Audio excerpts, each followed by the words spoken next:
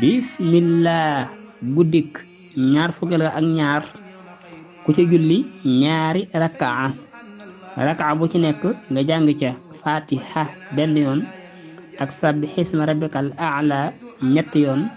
ak inna anzalnahu fii lal xadri ñetti yoon ak qul huwallahu ahad ñetti yoon ak falaxi ñetti yoon ak naasi ñetti yoon nga xam ne ñaari rakaa yoon mooy benn sëlmal waaye nag raka bu ci nekk da nga ci jàng sabbih isma ak inna anzalnahu ak qul huwallahu ahad ak falax ak naas yi lu ci nekk rek nga jàng ko ñetti yoon loolu jàll sa saar wa ca topp noonu ñu ko tegalee julli gii de ku ko def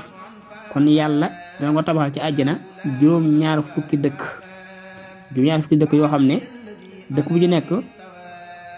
junniy ñeente dana ci nekk junniy